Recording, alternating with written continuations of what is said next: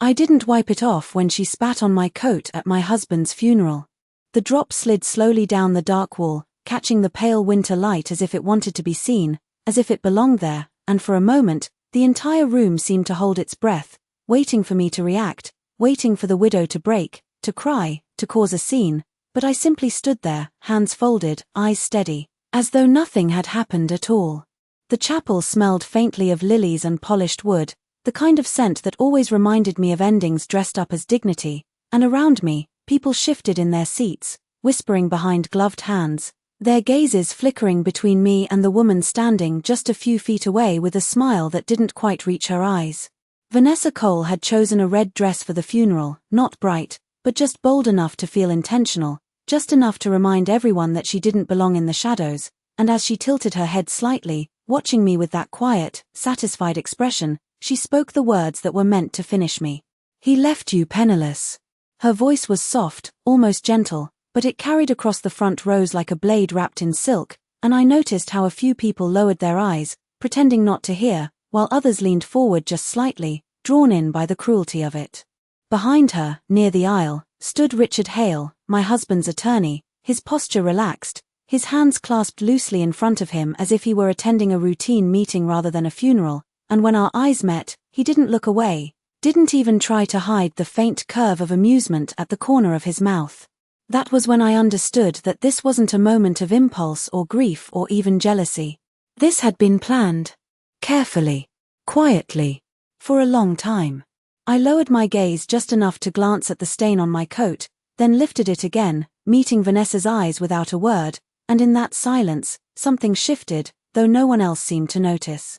They thought they were watching a woman being humiliated, a widow stripped not only of her husband but of her place, her dignity, her future, but what they didn't see was the way my fingers tightened ever so slightly against the fabric of my gloves, or the way my breath steadied instead of faltered.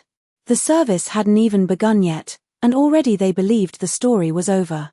They believed I had nothing left. I let the moment stretch just a second longer, long enough for Vanessa's smile to sharpen, for Richard to tilt his head with quiet satisfaction, long enough for the room to settle into its judgment of me, and then I turned, slowly, deliberately, and walked toward the front row as if I still belonged there, as if nothing had been taken from me at all. I could feel their eyes following me, could almost hear the questions forming behind polite silence, but I didn't look back. Not at her. Not at him. Because the truth was, by the time that drop touched my coat, I already knew exactly what they had done. And more importantly, I knew exactly how it would end.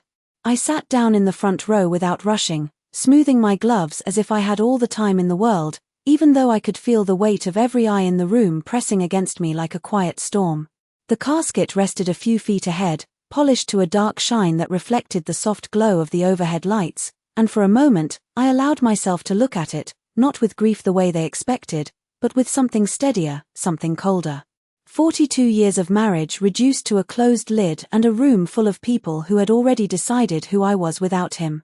I folded my hands in my lap and kept my back straight, the posture he had always admired, the one he used to say made me look unshakable, and I almost smiled at the memory, though not for the reasons anyone else would have understood.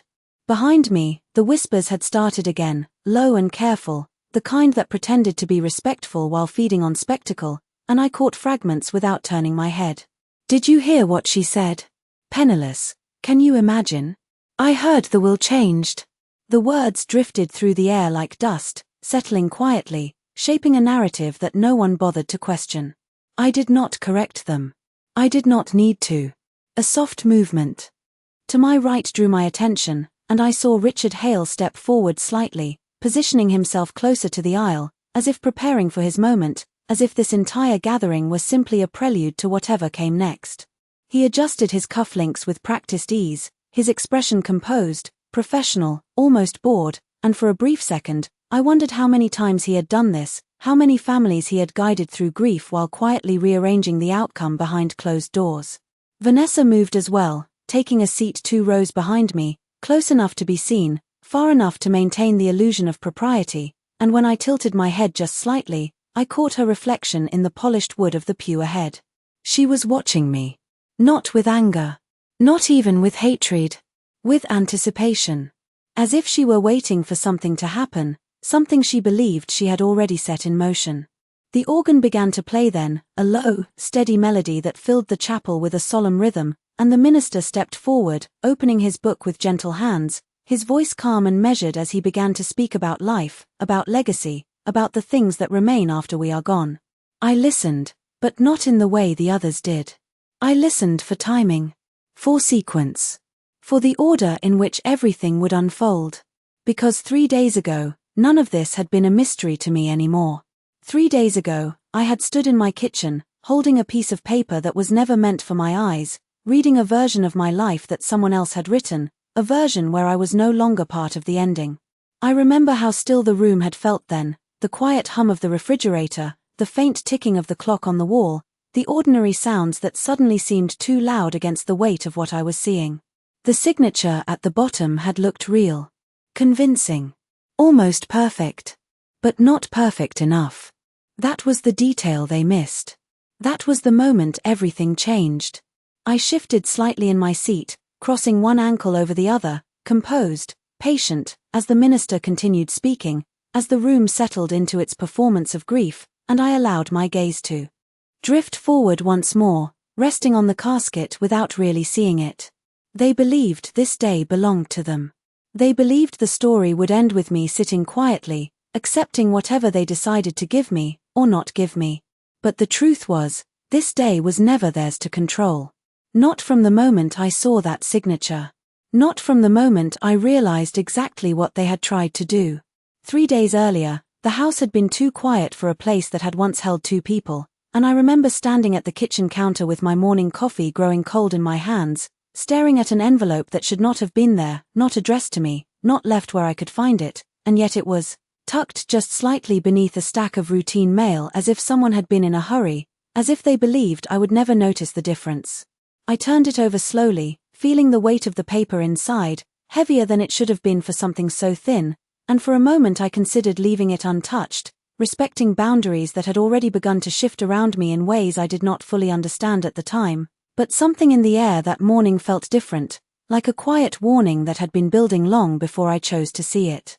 I opened it carefully, not tearing the edge, not rushing, just enough to slide the document out, and when I unfolded it, I recognized the format immediately, the spacing, the formal language, the careful alignment that always tried to make legal words feel permanent, unchangeable, final. My eyes moved across the page, line by line, steady at first, then slower, more deliberate, until they reached the part that mattered, the section that redefined everything I thought I knew about my life, about my marriage, about the man I had trusted for over 4 decades. It stated clearly that I was to receive nothing. Not the house. Not the accounts. Not even the personal items that carried the history of our shared years. Everything had been redirected, reassigned, restructured in a way that left me standing outside my own life as if I had never belonged to it at all. I did not gasp. I did not drop the paper. I simply stood there, reading it again, and then once more, allowing the words to settle into place without resistance, because there was something about them that did not sit right, something beneath the surface that felt off in a way I could not ignore. The signature at the bottom looked like his, the familiar curve of the letters, the slight tilt that I had seen on birthday cards, on checks, on every document we had ever signed together, and yet there was a hesitation in it, a stiffness that did not belong to the man I knew, a subtle difference that only someone who had watched his hand move across paper for years would recognize. I set the document down gently on the counter and reached for my glasses, not because I needed them, but because I wanted to be certain, completely certain, that what I was seeing was not a trick of light or emotion. I studied the signature again, comparing it to the memory of his hand, the rhythm, the confidence, the small imperfections that made it real, and that was when I understood. This was not his. Not truly. It was close enough to fool anyone who did not know him the way I did, close enough to pass through offices and procedures without question, but not close enough to fool me. I remember placing the paper back into the envelope, aligning it exactly as I had found it, and setting it down in the same position, as if nothing had been disturbed, as if I had not just uncovered the beginning of something much larger than a simple change of will. The clock on the wall ticked once, then again, marking time in a way that suddenly felt deliberate, and I stood there for a few seconds longer, letting the realization settle into something solid, something I could carry without letting it show. Because in that moment, I knew two things with absolute clarity. First, that someone had gone to great lengths to rewrite the end of my story. And second, that they believed I would never question it. I did not confront anyone that morning, not the attorney, not the woman who had begun appearing in places she did not belong, not even the memory of the man whose name was now tied to a document that felt like a stranger's decision, because confrontation would have been exactly what they expected, a reaction they could prepare for, control, and ultimately dismiss. Instead, I moved through the house the way I always had, quietly, deliberately, noticing details that had once felt ordinary but now carried a different weight, like the study door that had started to remain closed more often in the last few months, or the faint scent of unfamiliar perfume that lingered once, then disappeared, leaving behind only doubt. I made myself breakfast, toast and eggs, the same routine I had followed for years, and I sat at the table with the newspaper open in front of me, even though I did not read a single word, because what mattered was not the appearance of normalcy, but the space it gave me to think without interruption. Every piece of the puzzle began to shift into place with a clarity that surprised even me, small moments I had dismissed before now returning with sharper edges, like the way Richard Hale had insisted on handling certain documents personally in the past year, or how he had begun to speak more directly to my husband in private conversations, lowering his voice whenever I entered the room as if I were no longer part of the discussion. At the time, I had assumed it was courtesy, a way of protecting me from complicated matters, but now it felt different, intentional, calculated, as if decisions were being made around me rather than with me. And then there was Vanessa, who had once been introduced as someone temporary, someone passing through, and yet she had remained, slowly weaving herself into spaces that had once been mine, her presence subtle at first, then undeniable, until one day I realized she no longer asked where she should sit at dinner, she simply chose. I remember how my husband had smiled in those moments, distracted, distant in a way that I could not quite define, and how I had chosen silence over questions, trusting that time would correct whatever imbalance had begun to form. But time does not correct what is carefully constructed. It protects it. I finished my coffee and placed the cup in the sink, rinsing it with steady hands, listening to the sound of water fill the quiet kitchen, grounding myself in something simple, something real, because what I was beginning to see was anything but simple. This was not a sudden decision made in grief or confusion. It was a process, layered and deliberate, involving more than one person, more than one moment, and certainly more than one lie. I walked down the hallway toward the study then, pausing just outside the door for a second longer than necessary, not because I was unsure, but because I understood that once I stepped inside with this new awareness, I would not be able to return to the version of my life I had been living before. I opened the door and entered slowly, my eyes moving across the desk, the shelves, the carefully arranged files that had always been kept in order, and I knew exactly where to look without needing to search. The drawer on the right, second from the top, where important documents were stored, locked, but not beyond reach for someone who had lived in that house long enough to know its patterns. I did not rush. I did not force anything. I simply began to confirm what I already suspected, piece by piece, with the same patience they had used to build their plan, because the difference between us was not intelligence or opportunity. It was that they believed I would never notice. And they were wrong.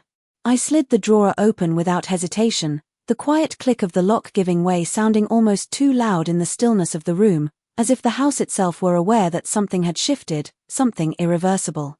Inside, everything appeared orderly at first glance, folders aligned, documents stacked with the same precision my husband had always valued, the kind of neatness that suggested control, intention, and permanence, but I had learned over the years that order can be manufactured, that it can be used to hide as much as it reveals. I reached for the first folder and opened it slowly, scanning the contents with a steady gaze, not searching randomly, but following a pattern, the one I had memorized after decades of managing the quiet details of our life together. Bank statements, property records, investment summaries, all present, all updated, all carefully maintained, and yet something about them felt curated, as if they had been arranged not for clarity, but for appearance. I set them aside one by one, moving deeper into the drawer until I found what I had been expecting, a separate file, thinner, placed just slightly out of alignment with the others, the kind of subtle difference that would escape most people but not me. I opened it and felt that same stillness settle over me again, the kind that comes when suspicion turns into confirmation. There were multiple copies of legal drafts, revisions marked with dates that did not match the timeline I had been told, signatures repeated in slightly different forms, each one convincing on its own, but inconsistent when placed side by side. It was not sloppy. It was deliberate. Careful enough to pass, but rushed enough to leave traces.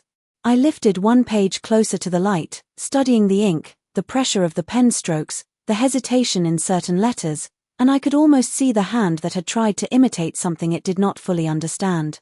My husband had signed his name thousands of times in front of me, on checks, on letters, on documents we both reviewed together, and there was a rhythm to it, a confidence that could not be recreated by someone who had only seen it, not lived it. I placed the papers back exactly as I found them, aligning every edge, every corner, making sure nothing suggested they had been touched, because what mattered now was not exposing them too soon, but understanding how far this had gone, how many steps ahead they believed they were. As I closed the drawer, I noticed something else, a small detail that might have seemed insignificant to anyone else, a receipt tucked into the back corner, partially hidden beneath a file, dated just 2 weeks before my husband passed, issued from a private notary service I had never heard of, one that did not appear in any of our usual records. I took note of the name without removing it, committing it to memory the way I had learned to do when something did not belong. That was when the shape of their plan became clearer, not just a forged document, but a sequence of actions designed to replace truth with something that looked just real enough to stand without question. I stepped back from the desk and let my eyes move slowly across the room, taking in the details I had once trusted without a second thought, now seeing them as pieces of something constructed, something fragile beneath its surface. They had not just tried to take what was mine. They had rewritten the story of my life as if I were no longer part of it. And as I stood there, in the quiet of that room, I understood that the only reason they had been able to do it was because they believed I would remain exactly who I had always been. Quiet. Trusting. Unquestioning. I let that assumption settle for a moment longer, then turned away from the desk, already knowing that the next step would not be loud or immediate, but it would be precise, and it would be final. I did not go back into the study again that day, not because I was unsure, but because I already had enough to begin, and the last thing I needed was to alert anyone that I had seen what was never meant for me. Instead, I chose something quieter, something they would never expect from someone they believed had already been pushed out of relevance. I picked up my coat, the same one that now carried a faint, dried mark from earlier, and I left the house without hesitation, locking the door behind me with the same calm routine I had followed for years, as if nothing at all had changed. The drive into town felt different, not longer or shorter, just sharper, every street, every familiar corner suddenly clearer, as though I had stepped into a version of my life where details mattered in ways they had not before. I parked 2 blocks away from the office I had in mind, not out of fear, but out of habit, the kind of habit you develop when you understand that visibility is not always an advantage. The building itself was modest, older than most in the area, with a narrow entrance and a brass plaque that had been polished enough to remain respectable but not enough to draw attention, and that was exactly why I chose it. Daniel Brooks had never been a man who needed attention. He had been my husband's accountant for over 20 years. Long before Richard Hale ever entered the picture, and unlike others, he had never treated me as an afterthought in financial conversations. He listened. He explained. He remembered details. That alone made him different. I stepped inside and closed the door behind me, the soft chime above it marking my entrance, and when he looked up from his desk, there was a brief flicker of surprise in his expression, quickly replaced by something more serious, something that told me he had already begun to suspect that my visit would not be a simple one. "Margaret," he said, standing slowly, his voice measured, careful, as if choosing each word before it left his mouth. "I was wondering when you might come by." I held his gaze for a moment, just long enough to confirm what I needed, then removed my gloves with steady hands, placing them on the edge of his desk before I spoke. "Then you already know," I said, my tone even, not accusing, not emotional, just precise. He did not answer immediately. Instead, he walked around the desk and closed the office door, a small action, but one that shifted the room into something more private, more contained. I know enough to be concerned, he replied finally, his voice lower now, the professionalism still there, but layered with something else, something closer to caution. That was all I needed. I reached into my bag and placed a single folded paper on the desk between us, not the original, not the one I had found, but a copy I had made before leaving the house, one that carried the same flaws, the same imperfections that had caught my attention. He looked at it, then at me, and for a moment, the silence stretched just enough to confirm what neither of us needed to say out loud. That is not his signature, he said quietly, not as a question, but as a statement. I allowed a small pause before responding, not because I was unsure, but because I wanted him to understand that this was not a conversation driven by emotion. No, I said. It is not. He nodded once, slowly, his eyes returning to the document as if reassessing everything he thought he knew, and I watched him carefully, noting the shift in his posture, the way his shoulders tightened just slightly, the way his fingers lingered on the edge of the paper without turning it. There is more, he added after a moment, his voice steady but deliberate, and that was when I understood that what I had uncovered was only part of it. I did not interrupt him. I did not rush him. I simply stood there, waiting, because patience had brought me this far, and it would carry me through whatever came next. The accounts have been moving, he continued, finally looking up again, meeting my eyes with a seriousness that left no room for doubt. Not all at once. Small amounts. Strategic. Enough to avoid immediate attention. I felt the weight of that settle in, not as shock, but as confirmation, another piece fitting into place exactly where it belonged. They had not just planned to remove me from the end. They had been rewriting the middle for some time. I reached for my gloves again, slipping them back on with the same calm precision, and as I did, I realized something that neither Vanessa nor Richard had considered. They believed this was about inheritance. About what was left behind. But what they failed to understand was that I had already seen the entire picture. And once you see it, you do not react. You prepare. I did not ask Daniel any more questions than necessary, not because I lacked them, but because I understood that too many questions too quickly would shift the balance, would turn this into something reactive instead of controlled, and control was the only advantage I had left.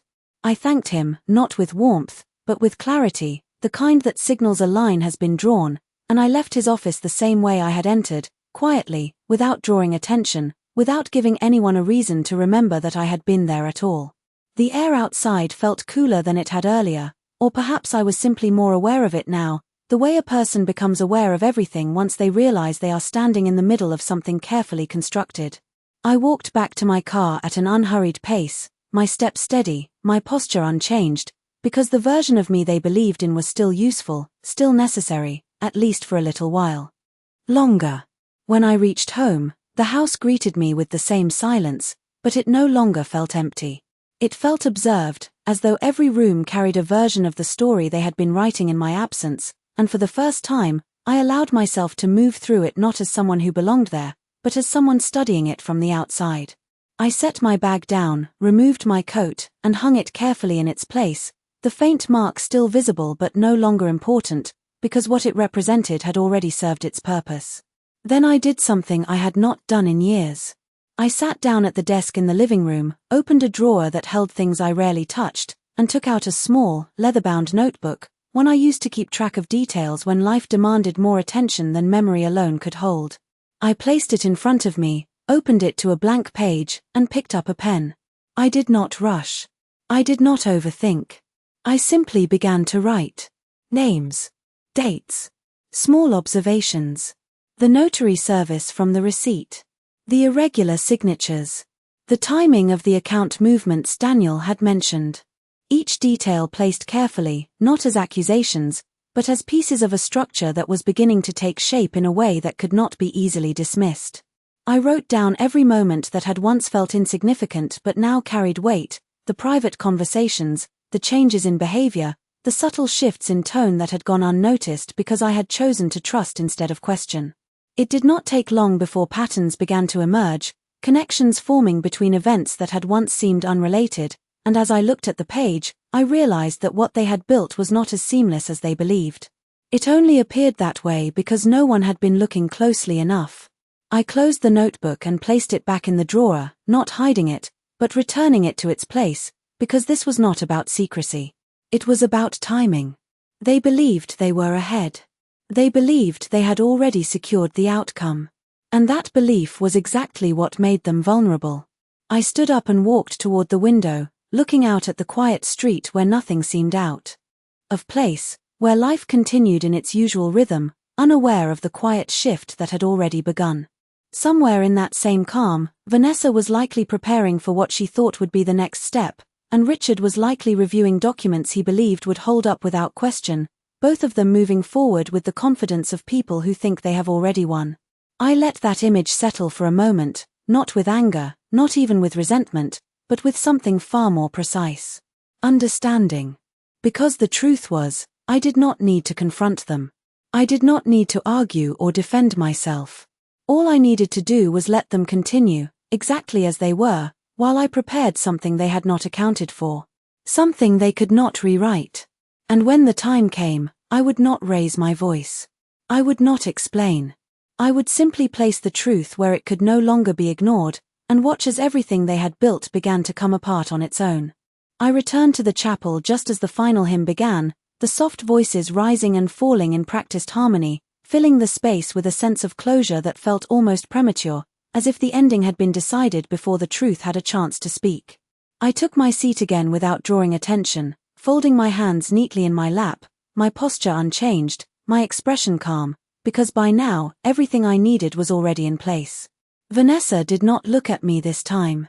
She sat with her chin slightly lifted, her attention fixed forward, as though she had already stepped into the role she believed was hers, and Richard stood near the side, speaking quietly with a man I did not recognize, his demeanor composed, efficient, entirely certain of the path ahead.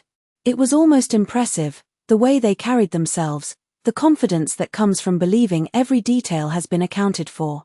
The service came to a close with a final prayer, the minister's voice softening as he spoke about peace and remembrance, about honoring what had been and accepting what must follow, and as the room slowly began to shift, people rising, gathering their coats, preparing to move to the next part of the day, I remained seated for a moment longer, allowing the movement around me to settle into a rhythm I could step into without disruption. Then, with the same quiet precision I had maintained from the beginning, I stood. Richard was the first to notice. His eyes moved toward me as I stepped into the aisle, not hurried, not hesitant, just deliberate, and for a brief second, something in his expression changed, not alarm, not yet, but a flicker of uncertainty that had not been there before. Vanessa followed his gaze, turning slightly, her attention landing on me with a faint trace of curiosity, as if she were trying to understand why I had not already left, why I was still present in a moment she believed no longer belonged to me. I did not acknowledge either of them. Instead, I reached into my bag and removed a single envelope, the paper smooth, unmarked, unremarkable to anyone who did not know what it contained, and I held it lightly in my hand as I walked forward, stopping just short of where Richard stood. "There is one more document that needs to be acknowledged today," I said, my voice even, carrying just enough to be heard by those closest, but not loud enough to draw the entire room into the moment. That was intentional. This was not a performance. This was placement. Richard's expression tightened almost imperceptibly, his hand pausing mid-gesture as he looked at the envelope, then back at me. "Mrs. Whitmore, I believe everything has already been prepared," he replied, his tone polite, measured, but there was a slight shift beneath it now, something less certain than before. I extended the envelope toward him without stepping closer. "Then you will not mind reviewing this as well," I said. For a moment, he did not move, and in that pause, the space between us filled with something that had not been there earlier, something that did not belong to him or to Vanessa or to the carefully arranged outcome they had expected. It belonged to the truth. Slowly, he reached out and took the envelope, his fingers brushing against mine for just a second before pulling it away, and as he opened it, I watched his face with the same calm attention I had given everything else, noting the exact moment his confidence began to fracture. It was subtle. A tightening around the eyes. A slight shift in his stance. The smallest delay before he turned the first page. Vanessa leaned forward then, unable to hold back her curiosity, her composure thinning just enough to reveal the edge beneath it, and though she could not see the contents, she could see the change, the way the air itself seemed to adjust around us. I did not speak again. I did not need to. Because the moment had already been set, the document already placed, and whatever came next would not be shaped by assumptions or control, but by something far more difficult to silence. Proof. Richard did not look up immediately after reading the first page, and that was how I knew the moment had already shifted beyond recovery for him, because a man like him, a man who built his career on control and composure, would have dismissed it instantly if he could, would have smiled, folded the paper, and returned it with a practiced explanation that placed everything neatly back into his version of reality, but he did not do that. Instead he turned the page, slower this time, his fingers less certain, his posture no longer relaxed but held in place by something he had not anticipated. The room around us continued to move, people gathering near the exit, quiet conversations beginning again, but closer to us, there was a pause, a subtle stillness as those nearest sensed the change without fully understanding it, and Vanessa, unable to remain still, stepped closer, her voice lower now but edged with impatience. "What is it?" she asked, her confidence no longer as effortless as it had been before, and Richard did not answer her right away, which in itself was an answer. I watched as he reached the final page, the one that mattered most, the one that carried not just a signature, but verification, authentication from a licensed notary with a recorded timestamp, a cross-reference to financial records that Daniel had quietly secured, and most importantly, the original will, filed months before any of the revisions they had constructed, one that had never been revoked, only hidden beneath layers of carefully placed deception. When Richard finally looked up, the faint smile that had rested at the edge of his expression earlier was gone, replaced by something tighter, something measured, as though he were recalculating every step that had led him to this exact moment. "Where did you get this?" he asked, his voice controlled but no longer casual, and I met his gaze without hesitation. "From where it was always meant to be," I said, not raising my voice, not needing to, because the weight of the document spoke for me. Vanessa's composure broke in smaller ways, not dramatic, not loud, but visible in the way her shoulders stiffened, the way her eyes moved quickly between us, searching for something she could still hold on to, something that had not yet slipped out of her grasp. "That is not possible," she said, the words coming faster now, less measured, and I turned my head just enough to acknowledge her presence, not with anger, but with clarity. "It is already filed," I replied, my tone steady, leaving no room for interpretation, and that was when the final shift occurred, not in the room, not in the whispers or the glances, but in the space between what they believed and what could no longer be denied. Richard closed the folder slowly, his movements precise again, but the confidence had not returned, only the habit of control, and he stepped back slightly, as though creating distance from something he could no longer contain. No one raised their voice. No one needed to. The truth does not require volume once it is placed correctly. I adjusted my gloves, the same small gesture I had made earlier, the same calm, deliberate motion, and without waiting for another word, I turned and walked toward the exit, my steps unhurried, my posture unchanged, leaving them exactly where they stood, surrounded not by accusation, but by the quiet collapse of everything they had constructed. As I reached the doors, I paused for just a second, not to look back, but to allow the moment to settle into its final shape, and then I stepped outside into the cool afternoon air, the light brighter now, clearer, as if something had been lifted that no longer needed to be carried. They had believed I would leave with nothing. They had believed I would disappear quietly into the space they had created for me. But the truth does not disappear. It waits. And when it is time, it does not argue. It simply remains, while everything built against it falls away.